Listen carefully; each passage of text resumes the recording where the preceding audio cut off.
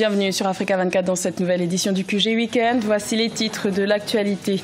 Nomination d'un nouveau Premier ministre au Cameroun. Le juriste anglophone Joseph Diong-Bouté remplace Philémon Yang. Une nouvelle équipe gouvernementale a été nommée dans la foulée.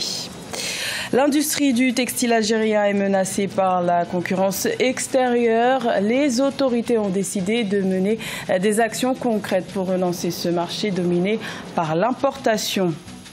Et retour sur la 12e édition du festival Dialogue de corps qui s'est tenu à Ouagadougou au Burkina Faso. Des grands noms de la danse africaine ont participé à cet événement de danse contemporaine. Un nouveau Premier ministre a été nommé au Cameroun 3 mois après l'élection présidentielle qui a reconduit le chef de l'État Paul Biya. À 64 ans, le juriste anglophone Joseph Diong-Bouté est devenu ce vendredi 4 janvier le nouveau chef du gouvernement camerounais. Il remplace Philémon Yang qui était en poste depuis 2009. Le remaniement gouvernemental touche aussi une dizaine de ministères. Ainsi, Narcisse Moëlle Kombi devient ministre des Sports et de l'Éducation physique et René Sadi se voit attribuer le ministère de la Communication. Voici un aperçu de la réaction du nouveau Premier ministre camerounais à l'annonce de sa nomination. Écoutez, je suis complètement ému. Mes frères, vous êtes venus me témoigner votre solidarité et votre soutien. Remercions le président Paul Biya pour cette opportunité. En janvier 2018, la ville de Relizane en Algérie inaugurait le plus grand site de textile d'Afrique et pourtant la production de textiles algériens reste menacée par l'importation car plus de 90% des vêtements écoulés sur le marché algérien sont importés. Les autorités ont donc décidé de mettre en place des actions concrètes pour inverser la tendance. Vina Nodin. Le secteur de l'industrie textile est un secteur dynamique en Algérie. Chaque année, les Algériens consomment 80 millions de paires de chaussures et 40 millions de mètres de tissus. Mais le président de l'association des commerçants et artisans algériens tire la sonnette d'alarme sur le taux d'importation du pays. L'importation du textile et de cuir de l'Algérie atteint 6 à 7 milliards de dollars. Il est important de réduire l'importation des produits textiles et cuir et d'encourager la production nationale. 90% des vêtements écoulés sur le marché algérien sont importés. Le marché des vêtements croule sous l'importation. Il devient nécessaire de développer et d'activer toutes les mesures valables pour encourager l'industrie locale. Si l'importation menace le secteur de l'industrie textile algérienne, il ne reste pas moins un domaine vecteur d'emploi. Le nouveau complexe intégré des métiers du textile créé dans le pays en mars 2018 a pour optique de booster les exportations du pays. Il emploiera au total 25 000 personnes. La capacité productive de cette usine a atteint les 30 millions de mètres de fil pour le textile, 12 000 tonnes de filature et 30 millions d'unités pour la confection de pantalons et de chemises. Le secteur industriel représente entre 6 et 7% du produit intérieur brut. Voilà la situation économique de l'Algérie. Il faudrait aller vers de profondes réformes structurelles. L'Algérie met en place des actions ciblées pour résoudre le problème de l'importation. Le premier salon de l'industrie et de l'exportation aura lieu en Algérie du 8 au 10 janvier 2019. Une cinquantaine d'opérateurs économiques, exportateurs, producteurs de produits exportables seront présents selon les organisateurs. 2 autres salons seront organisés du 21 au 23 janvier en collaboration avec la Chambre de commerce d'Alger et la Fédération nationale des travailleurs des textiles et de cuir. Au Burundi, une jeune femme s'est engagée dans la lutte contre le paludisme. Elle fabrique des produits cosmétiques faits à base de plantes qui éloignent les moustiques. Une avancée intéressante puisque 92% des cas recensés de paludisme sont en Afrique. Cheikh Omar Bendaogo. Du jatropha, de la citronnelle et bien d'autres herbes, le tout mixé. Et le résultat final est un produit cosmétique, pas pour embellir la peau, mais pour éloigner les moustiques. Ginette, entrepreneure burundaise, fabrique en effet une gamme de savons, de lotions et d'huiles anti-moustiques. Sa contribution à elle à la lutte contre le paludisme.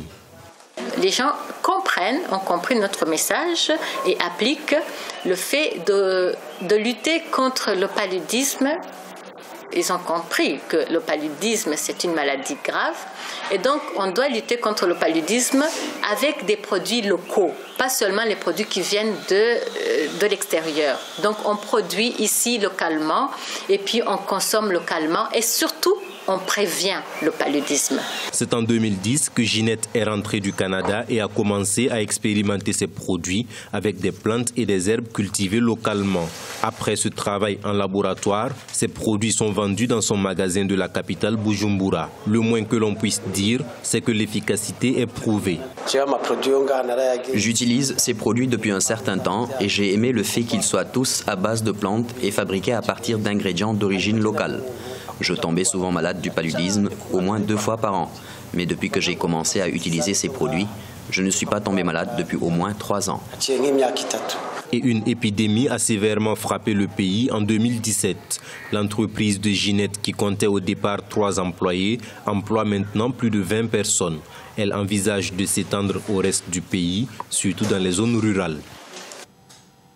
À la rencontre de Makram William, un designer égyptien qui confectionne des chemises sur mesure. Dans sa boutique fondée en 1967, il a habillé de nombreuses personnalités comme l'ancien président égyptien Gamal Abdel Nasser. Un sujet de Marcel Farba-Maroun. Makram William, couturier et designer, s'efforce de promouvoir une culture de l'individualité et de l'expression de soi à travers la confection des chemises sur mesure. Fondé par le père de Makram, William Chemisier est un magasin de vente au détail familial qui, depuis 1967, s'est forgé une clientèle composée d'auteurs célèbres, d'acteurs, de diplomates. Il a même habillé l'ancien président égyptien Gamal Abdel Nasser.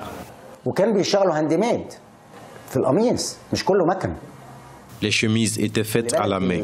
Ils n'utilisaient pas seulement des machines. La machine vous donne des produits plus rapidement. Elle vous livre les produits directement. Le travail fait à la main, cependant, vous apporte moins de marchandises, mais fournit des produits de haute qualité. C'est le secret de notre industrie. J'espère que nous pourrons le conserver et l'enseigner.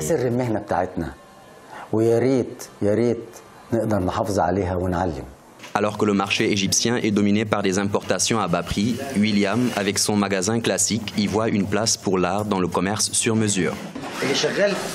L'homme qui travaille dans le secteur de la chemise doit être en quelque sorte un artiste. Il doit être un artisan pour pouvoir produire de bonnes marchandises que l'on peut qualifier de meilleures aux produits importés.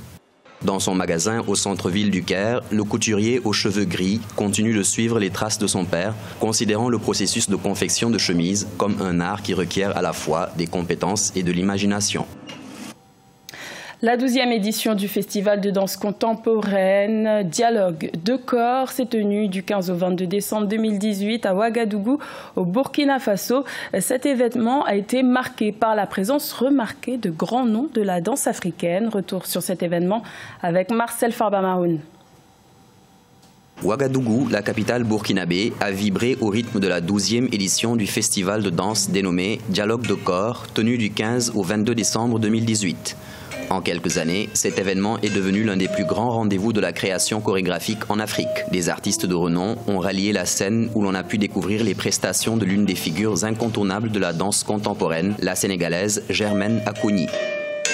On était dans les premiers à vouloir changer les choses ou amener, faire aller ailleurs nos danses traditionnelles, mais je n'ai pas fait autre chose que mes ancêtres qui, les danses sont liées à la nature et donc maintenant c'est l'Afrique des buildings, mais les danses doivent évoluer à travers le nouvel environnement. Avec pour thème territoire et imaginaire, la 12e édition du festival Dialogue de corps a mis l'accent sur l'histoire de milliers d'Africains aux prises avec les problèmes de migration. Histoire qui correspond au style de danse des chorégraphes présents sur scène. L'art est en plein dedans dans ces questions de territoires qui fusionnent, des territoires qui s'enrichissent les uns les autres. Voilà. Et je pensais qu'il était important de mettre ces questions de territoires et frontières dans le cadre de ce projet. Outre les prestations de danse, l'événement programme des sessions de formation à la danse contemporaine, des cours d'écriture chorégraphique, des rencontres et des réflexions. Ce journal a été réalisé par l'ensemble de la rédaction. Merci de votre fidélité. L'information continue sur Africa 24.